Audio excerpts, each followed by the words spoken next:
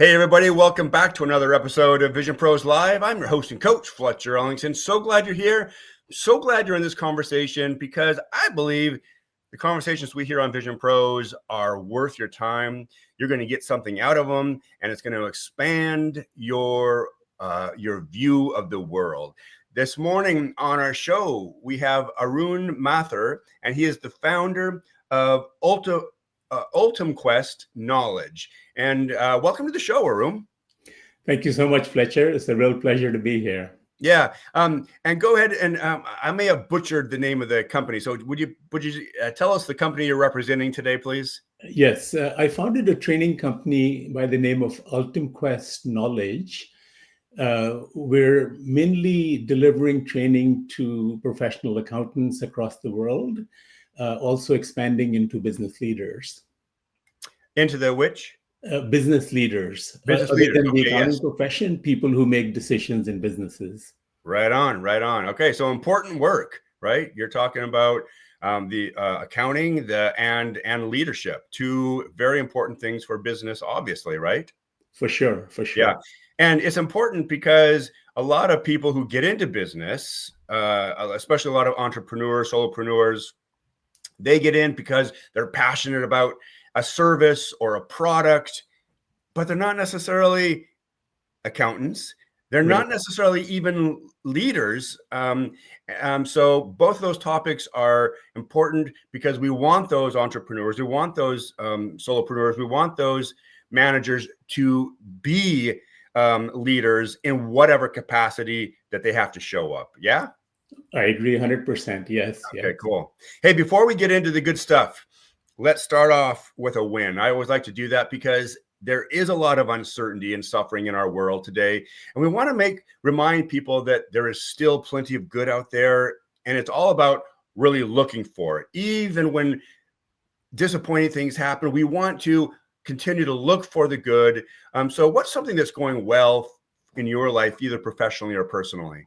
So, Fletcher, one of the things I find really gratifying is when I deliver a course, I speak in a conference, even when we speak in a podcast, and then people email back or send a message through LinkedIn. So some of the messages I've got recently, someone wrote, I entered your course expecting to be bored out of my mind. I didn't think you could make ethics interesting. Somebody else wrote last year, I took your course on internal control, never thought that internal control could be made interesting. So it's very, very gratifying to get that kind of feedback when, we do put a lot of effort in being relevant and effective and so on. So every one of these types of messages that comes back really makes my day, right? It tells us that the effort we're putting is worthwhile, that there's a positive impact of what we're trying to do. Right on. Yeah, that's very gratifying and encouraging. I personally think ethics are fascinating. So, but I love that you're able to take that topic and deliver it in a way where people who may not find it interesting are in fact finding it interesting and worthwhile. So nicely done. For sure. One thing I've seen, and I've seen this over and over, people have a perception that ethics is like theoretical. Ethics is something your grandmother might have told you. It's not related to business, right? Like a lot of people see things like, you see a lot of media coverage of wrongdoing, frauds, failures, scandals. A lot of bad things are in the media. I was speaking in a conference last summer, and this is the kind of mindset that one of the Q&A things said. A lady stood up and said, there's so much going on out there. Like, do you think ethics is relevant? And I responded to her by saying that, the media covers all the bad things. It's not really covering the good things because that's not really news, right?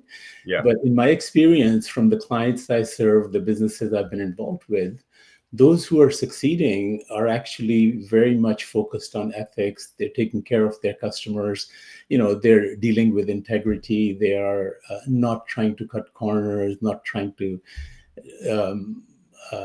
work in the gray areas. So this is my reality, right? Having been in the business world for 40 some years, I'm seeing the distinction between taking shortcuts and taking the ethical kind of approach. And long term, I think is pretty much I would say it's essential for success. It's not optional. Yeah, I love that. Extra. Hold on, I'm just taking some notes. Sure, Because sure. I really want to highlight some things that you're saying for our listeners. You talked about integrity.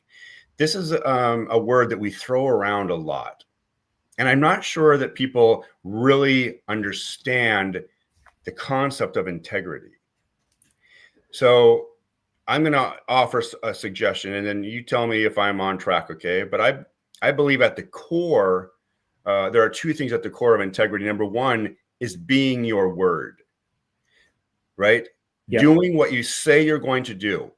right. Showing up. If it is at 8 o'clock, then you're there by 8. Like being your word. It's like one of the most powerful examples I can give is if you drop your car off to an auto shop and you say, I really need this fixed by Tuesday at noon. Right. And the auto mechanic says, consider it done. What he's saying is that while your car right now is in a state of disrepair, I am so practiced at being my word that you can consider the work has already been completed. That's such a good example, eh? Right? Yeah, yeah. When we say consider it done, we're saying I am my word. Exactly. Yeah. Would you agree with that? 100%. So, this is how things used to be, like this idea of honor, that there was a value in the word, right? The promise that you made, the commitment that you made, it was like irrefutable. There was no doubt, right? And I Yeah. would say even in today's world, where it is such a integrated world, the internet, it's a global world. I think that integrity is still very, very essential for business. We say something, we do it. On a personal level, I'll tell you, like, it's also your own self-respect, right? If Yes. you make a commitment and you keep it, it increases your own self-respect, that you say, okay, I am a person with character, I'm a person with honor. What I say matters, right? I'm not just saying just to get a sale or just to get a deal or something.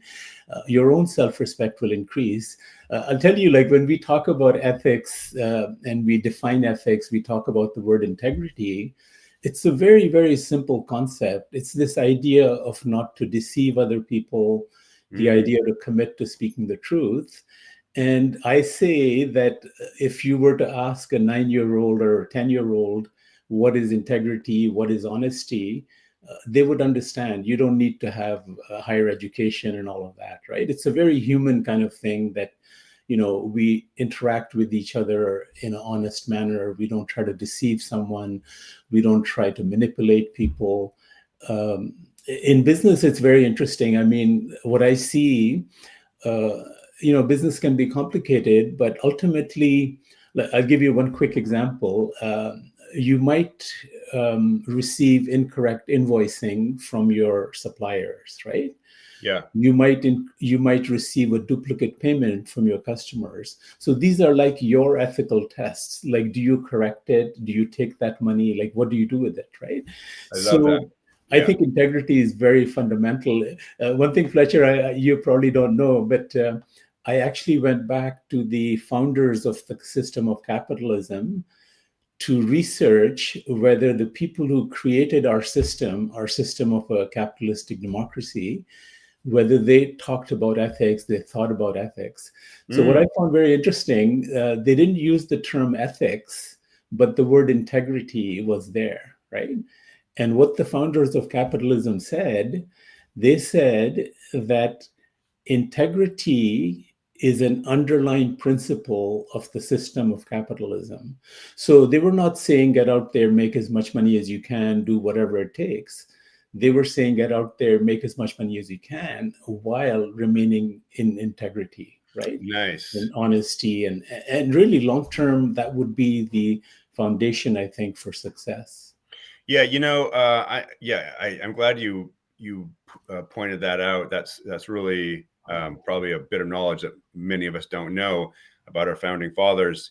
The other thing you mentioned was foundation. So we want to talk about this in relation to integrity too, because we talked about integrity being your word, communicating honestly, right, without the intent to deceive, like being honest, Right. no intention to manipulate. And by the way, when we find businesses that operate this way, don't we love doing business with them? Oh, that is such an interesting observation. I say this that in any interaction, whether it's a supplier, customer interaction, a landlord-tenant interaction, a regulator, regulatee, like a lender, borrower, whichever interaction, when we interact with ethical people, it's refreshing, it's exciting. I think we naturally are drawn to those people. And what that does is it creates high trust. It creates a long-term relationship. So, Yes. for example, if you look at my work, like we do accounting work, we have clients. Uh, on one hand, that can be transactional. You can say, we'll come in once a year, we'll do your stuff, we leave, right? Here's your fee, and we're done, right? On the other hand, if you care about the client, you put your intellect in helping them to succeed and all of that, that relationship is very, very fundamental. It becomes their secret of success. Yes. And when it comes to fees and things like that, the client does not care, right? Like I went to a client a couple of years ago, about 3 years ago, I said, we have not increased your fees. We would like to sit and discuss. And, we ended up doing like a 10% increase. So I actually asked him, I didn't tell him, I asked him, are you okay if we do like a 5% this year, 5% next year? And the client turned to me and said, no problem, go ahead, right? Because we're delivering value, we care about them and so on. So in any relationship, I think you hit the nail right on the head, right? Yes. If you have that kind of trust, and people recognize, right? So when we deal with suppliers, we deal with customers, we deal with government, we recognize when someone is delivering value. We recognize when someone is being honest, when someone is being helpful, right?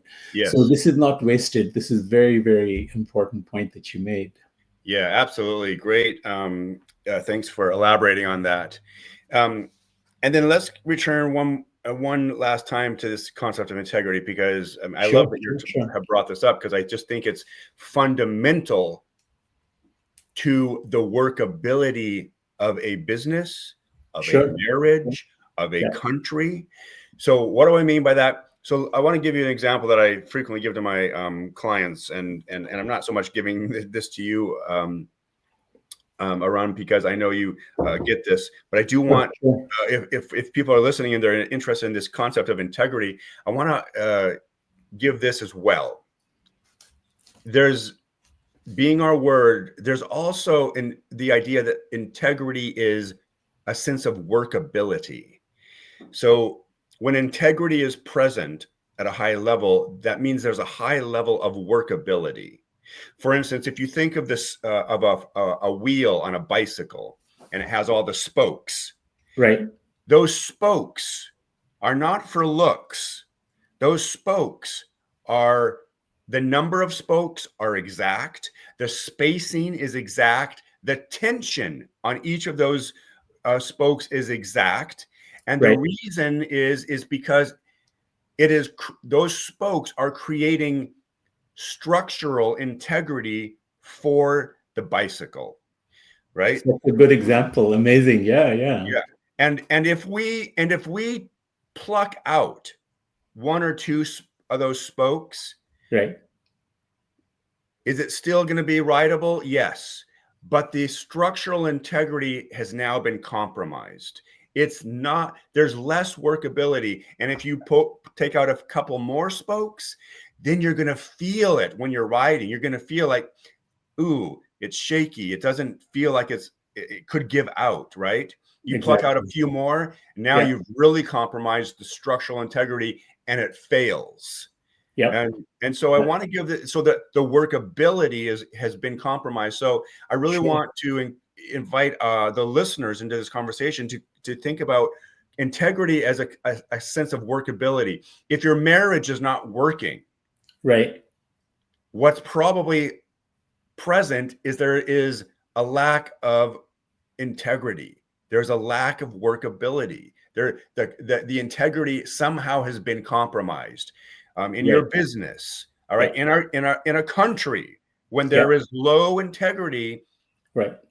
the workability is compromised, and we begin to see that Right. and hear it and recognize it.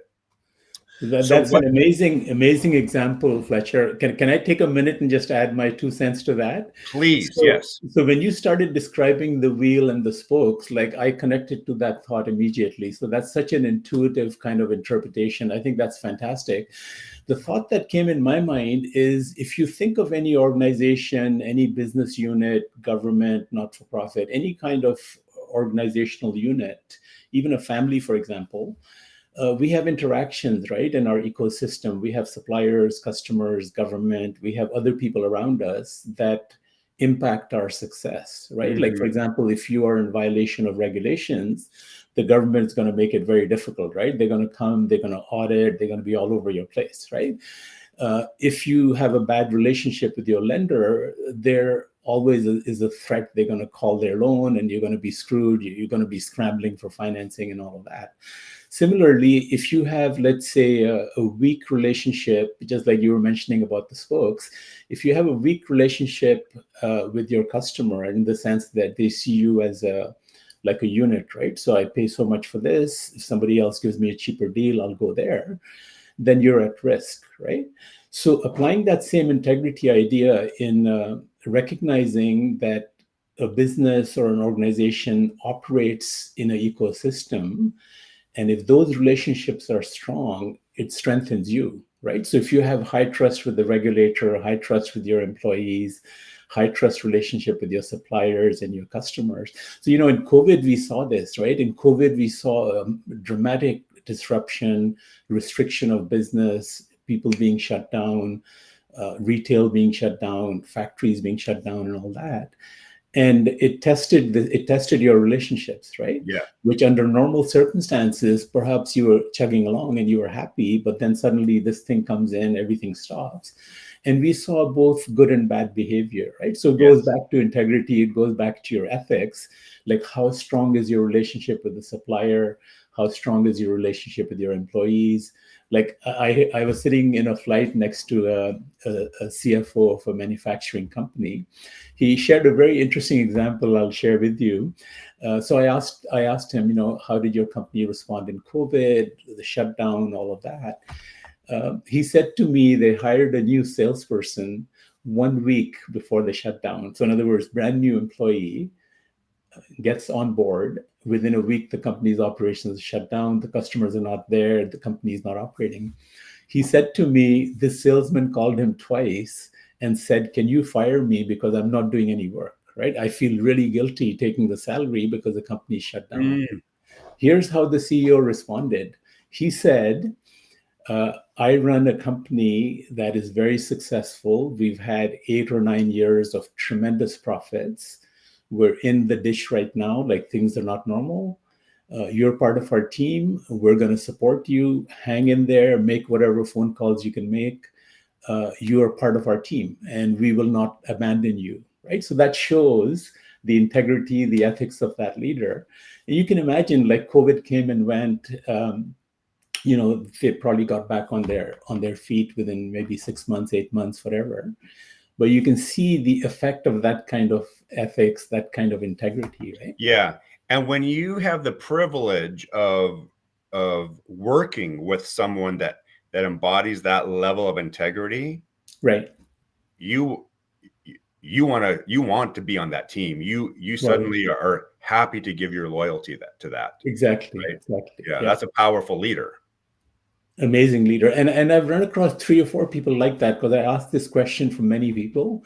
I was talking to one gentleman in Toronto about how they responded to COVID. He was also the chief operating officer of the company. Uh, he articulated a very similar ethics. He said that we did not fire anyone because we had long-term employees. We wanted to support them and so on. And I asked him, so did they all stay with you? You didn't fire? How did it go? So a funny story he told me was they had like an office manager type of a role. So during COVID, some of the employees were not there. So they moved her into the company's boardroom. And over 2 or 3 months, she settled into the boardroom. That became her office. She was very happy because it's a very grand kind of an office. But when COVID finished, they asked her to go back, and she found that very sad, right? So she left the company because they were moving her back into her own little office, right? I'm so delighted to hear these kinds of stories that leaders, did the right thing, supported their people, didn't abandon their people, Yeah. That's refreshing. So quick question for you. Right. We, the show that we're on here is called Vision Pros. Yes. And we love to ask people what their vision is. And what I mean by that is we all have a clarified story, or many of us have a clarified story that lives up here, and we're working to bring that into the physical realm. So question for you, Arun, is what is your vision? So the short answer is that my vision is to communicate the return on investment from ethical business practices to as many business leaders in every sector across the globe. So basically, I want to demonstrate to them that this is not something which is theory. This is not something which is nice to have, not like a code of conduct you stick on a shelf or something you put on your wall, but this is something you want to live and make your decisions accordingly, right? Yeah. So my vision is to explain in detail, to persuade them to give ethics a chair at the table. Right? So you're making a business decision, you're under pressure, you have a lot of moving parts, not to abandon ethics, but to think about ethics, right? And this is because you will see a long-term benefit, you will see increase in trust, you will see a lot of very specific returns. They're not quantifiable. It's not like a tit for tat kind of a calculation, but that's my personal vision for my life. My life purpose is exactly that. On a personal level, what I would love to do is to address very large crowds. So, for example, I've spoken to 300, 400 people. I would love to get into a much larger audience where in that same time, you're impacting more people. That's my personal kind of goal. Of course, we have a number of courses. We have a number of on-demand courses. I talk about how to improve governance. I talk about different aspects of ethics. I have courses on key performance indicators, internal controls. So these are all the things that I have gathered in about 40, 45 years worth of work. Yes. And seen, like in small business, big business. I've seen governments. I've served on a number of boards, so I see the governance from that side. So that would be an amazing life purpose, to be able to have people think about ethics, make their decisions based on ethics, strive for the best possible decision, not just to make a quick decision. Yes, this is inspiring. And so I hope y'all who are out there listening are really hearing this, because this is not necessarily a popular stance. We frequently look for the shortcut. We frequently look for the loophole. We frequently look to see who's looking, who's not looking, right? Right. What can I get away with? And this is a wonderful challenge. And I encourage you all to really hear what he's saying and ask yourself, what is my standard? What is my personal standard when it comes to living ethically? Do I do it when it's convenient? Because that's easy. Right. The challenge is, am I willing to do it when it's not convenient, when it is inconvenient? Am I willing to do it when it's going to cost me? Am I willing to do it when it hurts? Right? For sure. So, Fletcher, it's so interesting you're putting it across like this. It's such a nice way to explain. One of the thoughts that came into my mind when you think about Warren Buffett, for example, like he has outdone the entire financial sector, the stock market, the investment area consistently over like decades, right? Yes. So the question arises when Buffett looks at an opportunity, acquisition opportunity to buy shares in a company, to control a company, you know, we ask like, you know, what is the first criteria for Mr. Buffett in evaluating or look? So now, you know, in my field in finance and accounting, you know, the obvious answers would be like earnings, cash flow, financial strength, synergy, projected earnings, strength of the company and marketplace. All of these are kind of the normal things we've been taught in accounting, in MBA and all of that. But with Mr. Buffett, it's none of that stuff. He doesn't jump into looking at the financials and all of that. He looks at the integrity of the leaders of that company. He looks at evaluating their level of honesty. And going back to your point, he looks at when times are tough, not when times are good, right? Because when times are good, everybody's successful, everybody's good, right? So what he does is he looks at whether they explain bad news in a transparent and wholesome manner, the good and bad and the ugly. They put it out there for their investors, for their employees, for the public. Or do they sugarcoat and they make it look like, you know, things are better than they are? So if Buffett has doubts about that matter in terms of the company's founders, the company's executives, he doesn't bother getting into the financials. He just walks away, right? And look at the success he's achieved by applying that first kind of principle. Right? Yeah. So there's something to this, you know? Yeah, that's remarkable. Yeah. You know, we're coming up against our time. Okay. So I want to encourage the listeners, look, if you are interested in having a conversation with Arun, if you're interested in learning more about what he's offering, if you need his services, if you find you're in a position where you need his services and you want somebody that you can trust, this man is all about ethics. I mean, so if you want somebody that's trustworthy on your team, I invite you to reach him. And how do we get in touch with you? So my company is called UltimQuest Knowledge Inc. So that's where the courses are. I'm very, very happy to speak to corporations, to speak to associations, to speak to any kind of a group where my message would resonate, would be of value. Interestingly, I'm able to customize my message for different industrial sectors, for different types of situations. We do that all the time. Very, very happy to speak. So UltimQuest Knowledge is the thing. I also have a personal website, which is arunmathur.ca. So you can also look me up there. I have LinkedIn presence. I have, I think we are on Instagram. We have a number of things like that on the go. So, you know, this idea of return on investment from ethical business practices, be very, very happy to talk to that. We can talk about how, like, what can you do in your organization, right? What are some of the ideas that you could implement? One of the other things I've done is I've created a very, very simple 4-step formula on how to confront an ethical dilemma. So when you feel uncomfortable about a business situation, you're being asked to do something you're not comfortable in doing, you think it might be hurting someone, it might have negative consequences. So this kind of 4-step approach is like boom, boom, boom, you go through. So I explain how to do that.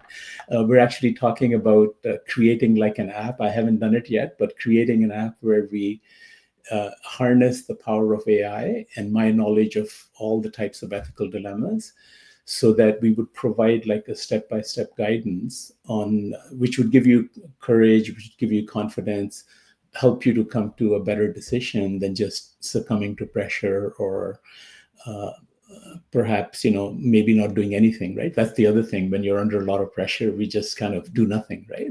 Yes. So to avoid this kind of pitfall, to avoid getting into a mess, right? Because the scandals are out there every day, right? Every day you see in the papers, right? Corporate failures, you know, huge failures. So we want to prevent all of that by being proactive. Yeah, right on. So much good stuff here. I hope you all have gotten something to take away from this conversation. I know I have. It's inspiring to meet people who are striving to live by their ethics, who are striving to live from a place of integrity. So, Arun, thank you so much for being on the show today. It's been a pleasure. And again, if you have been moved by this conversation and want more information, check out his website, connect with him on LinkedIn, and thank you for being a part of the show. Thank you so much, Fletcher. I had a great time speaking with you, and I would love to talk to you further. It's such a pleasure. We'll have you back. Okay. And now it's time for you all to get out there, be a source of kindness, be a source of contribution. You do have something to offer this world, and I believe in you. Thank you for being here today. I'm really happy that you tuned in to Vision Pros Live. I'm looking forward to seeing your reactions as these episodes continue to move forward. This is going to get more and more fun. We'll have more and more engagement as well. We'll invite people to participate in the show. And thank you for giving us your time and attention. Have an excellent time building out your vision and becoming a Vision Pro yourself.